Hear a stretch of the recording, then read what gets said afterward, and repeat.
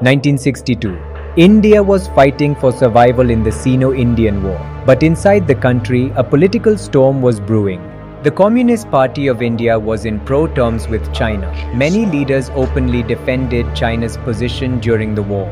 Pro-China slogans were raised like, "China's chairman is our chairman," while our soldiers were sacrificing their lives at the border. A section of communist leaders blamed India's border policy rather than condemning China's expansionist aggression.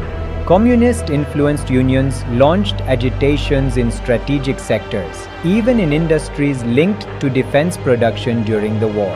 The patterns repeat even today. Certain ideologies continue to stand against national interest and fuel anti-national narratives. 100% ভোটদান নিশ্চিত কৰক।